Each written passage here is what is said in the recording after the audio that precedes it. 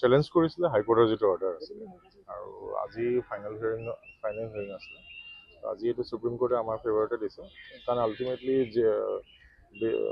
bail is the rule সেইটোৱে supreme কোৰ্টে uphold কৰিছে আজি নহয় গোটেই ঘটনাটো কৈ দিয়কচোন মানে হাইকোৰ্টত কি কাৰ ওপৰত কেছ দিছিলে কেতিয়া হৈছিলে লাষ্ট কেছ আপুনি প্ৰথম পৰা যদি বিচাৰে কেছ যেতিয়া হৈছিলে 2 ছেপ্টেম্বৰ 2004 হাইকোৰ্টে 2024 এণ্ড হাইকোৰ্টে বেইল দিছিলে November 26, 2024 and 17 December 2025 SLP file কৰিছিলে CBI এণ্ড দেয়াৰআফটাৰ হিয়াৰিং হৈ আজি ফাইনেলি আমাৰ ফেভাৰতে এইটো বস্তুটো এলাউ কৰিছে আজি মানে কি বুলি কৈছে বা কেনেধৰণৰ হ'ব এতিয়া নেক্সট মানে বেইলটো কেঞ্চেল কৰিবৰ কাৰণে যিটো দিছিলে সেইটো কেঞ্চেল নহ'লে ডেট অনাৰেবল সুপ্ৰিম কোৰ্টে সেইটো আপহোল্ড কৰিলে যে bail is the rule and bail is the exception so' আজি সেইটোৱে কনষ্টিটিউশ্যনেল ছেফগাৰ্ডছখিনি আকৌ প্ৰটেক্ট কৰি কণ্টিনিউ ৰাখিলে বেইলত কণ্টিনিউ হ'ব হাইকোৰ্টৰ বেইল কণ্টিনিউ ৰাখিলে আপুনি চ' ট্ৰায়েল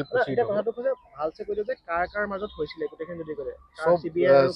CBI আৰু মেইন একিউজড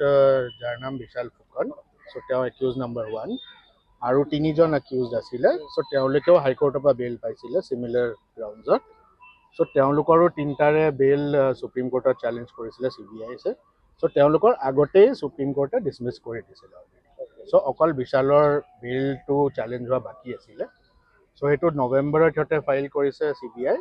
1 বছৰ পিছত বেইল পোৱা চ' অলৰেডি সি 1 বছৰ 3 মাহ বেইলত আছেই চ' CBI সেইটো চেলেঞ্জ কৰোঁতে চ' ফাইনেলি আজি হিয়াৰিং হয় based on principles of parity etcetera so' চব গ্ৰাউণ্ড চাই কিউকি আৰু বাকী 3জনো বেইলতে আছে চ' বিশালৰো বেইলটো কনফাৰ্ম কৰি চ' নাও ট্ৰায়েল উইল প্ৰচিড ট্ৰায়েল আপোনাৰ গুৱাহাটী হাইকোৰ্টতে এতিয়া প্ৰচিডিং নাই ডিব্ৰুগড় CBI গুৱাহাটী স্পেচিয়েল জাজ এণ্ড ডিব্ৰুগড় এতিয়া এইটো ফিলহাল যিটো কেছৰ কথা কৈছোঁ তাত CBI স্পেচিয়েল জাজ ডিব্ৰুগড় গুৱাহাটী চবতে CBI